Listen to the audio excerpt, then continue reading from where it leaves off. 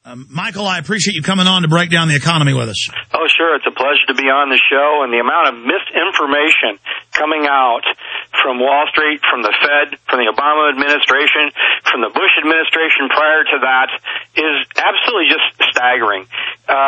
It's important to realize that the Fed's first mission is always to delay, confuse, hope, and attempt to buy time while they're engaging in wishful thinking along the way.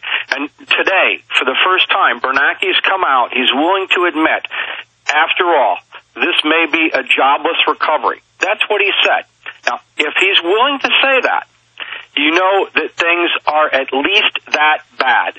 So I don't think we're going to have a jobless recovery. I think we're going to have a job loss recovery. And things look really grim when you look at this. And the administration's doing exactly the wrong things. They're raising taxes on across the board. That's going to affect small businesses who aren't going to want to hire. And we are awash in overcapacity. So this whole idea that we can throw money at problems and create jobs is simply fallacious. Taxing consumers, taking money out of their pockets to rebuild roads. Now, I'm all in favor of repairing potholes that need to be fixed, but in my area, there's signs up all over the place, all these roads. The construction project on account of the stimulus. They're fixing roads that don't need to be fixed. That's supposed to do some good? I don't think so. I saw a news report where all over the country they're putting in weird federally mandated curbs that don't even have sidewalks. I wouldn't be surprised. They want to retool. They want to go in and fix schools, make them more energy efficient. I'm sorry, that doesn't buy back anything. Obama's energy plan is actually going to cost jobs because they're talking about mandates. Things have to be such and such energy efficient. That's going to drive away. Michael Shedlock, stay there, sir. I want to come back and break all this down. Also, a report here. Home loan delinquencies double on prime loans. Foreclosure filings top 300,000 third straight month. We'll break down the real economic numbers with our guest on the other side.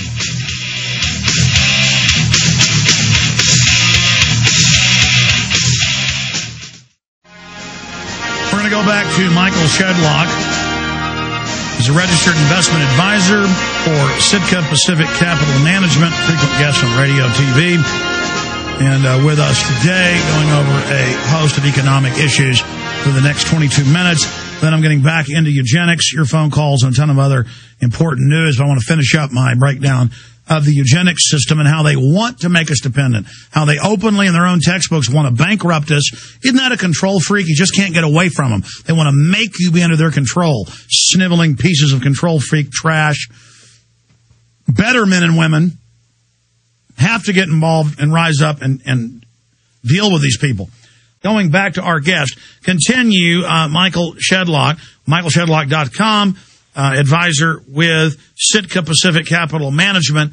The Federal Reserve starting to run scared. People have found out they're private, they're above the law, that they've given hundreds of billions of dollars to their buddies, that it's a revolving door. And finally, there's almost 260 sponsors to audit it. The Senate has blocked the audit, but that only makes people want the audit that much more. What's really happening with the economy? How are they cooking the books? And as you said, the Fed said 2 days ago, it's a jobless recovery. That's like 1984. That means the elite are recovering and consolidating all wealth and power, but that under a new booming economy, we all, I guess, go into bankruptcy and live under bridges. Go ahead, sir. Oh, my gosh. I think that kind of sums it up a little bit here. Actually mentioned so many things. But the important thing here is the jobless recovery and also what's going to happen with housing. It's interesting. Let's do a flashback to October 27, 2005. Ben Bernanke appeared before Congress, and he said that there's no housing bubble to go bust. This shows you, just how far off base he was. Well, it shows you they're liars. They engineered the whole thing. We infiltrated Bilderberg when they were planning all this in 2006, but go ahead. He said the housing increases largely reflect strong economic fundamentals, such as the strong growth in jobs, incomes, and the number of new households. That's so preposterous, it's just unbelievable. Meanwhile, in summer of 2005, on my blog, I declared the peak of the housing bubble. I nailed it. And one of the reasons was, right at the time, Time magazine came out.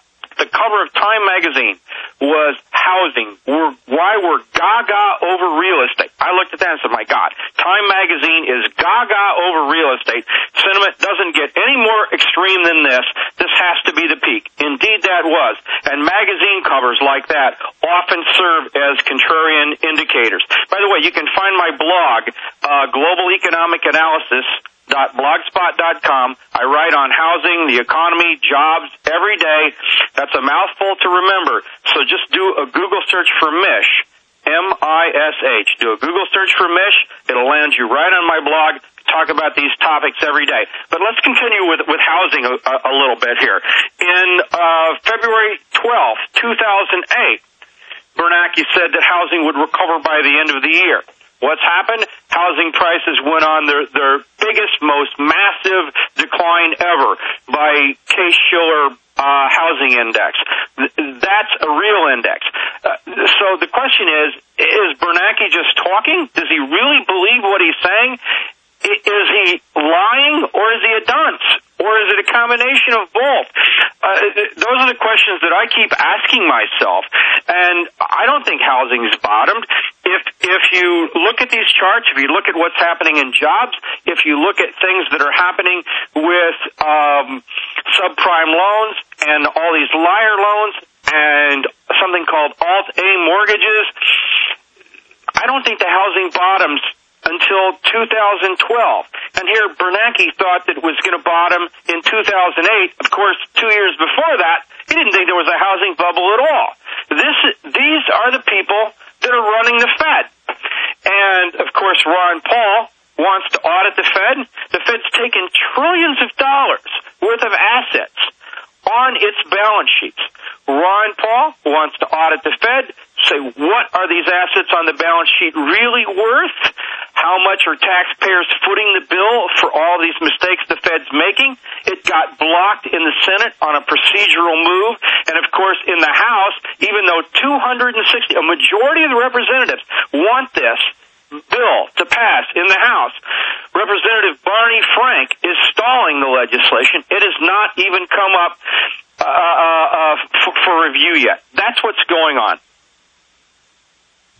Now, this jobless recovery, now they want another banker bailout. They already got unlimited funds, basically. They can just always keep reissuing the $700 billion is the way they describe it. $700 billion.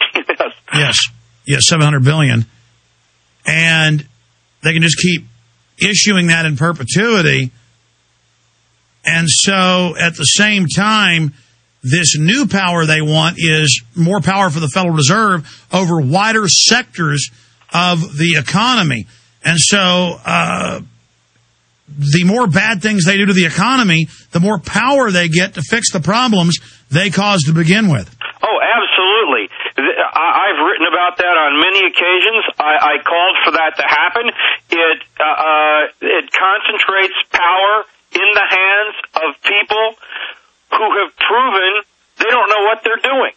The Fed doesn't know where interest rates should be any more than they should know what the price of orange juice would be. Imagine what would happen if the Fed came out tomorrow and said, we're going to set the price of orange juice at $1.80 a gallon. People would look at them and be appalled. They would be scared to death over that. Yet somehow we allow the Fed to come out and determine what the price of interest should be, what mortgage rates should be, and they want power into other things to regulate more banks and financial institutions.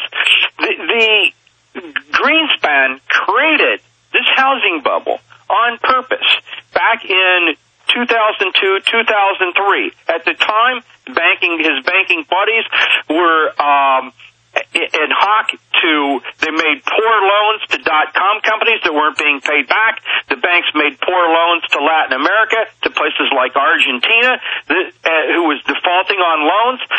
So in an effort to bail out the banks at the time from the dot-com bust and the bad loans to Argentina, they created a housing bubble, I believe on purpose, to reflate the economy, except that it got out of hand. The bubble got worse than they even imagined. Greenspan retired, dumped the problem on Bernanke. Bernanke never saw what was coming, or certainly didn't do anything about it if he did. And, here we are today in exactly the same situation, and the Fed's trying to get banks to lend, and Geithner, who's the worst Treasury Secretary ever, I thought Paulson was bad, and we've got someone here who's now worse, trying to get banks to lend is exactly the wrong thing to do. Well, Mr. Shedlock. Yes. I went to Bilderberg in 2006. It's on record in my film, Endgame Blueprint for Global Enslavement. I mean, it's not, I'm not on air making this prediction now.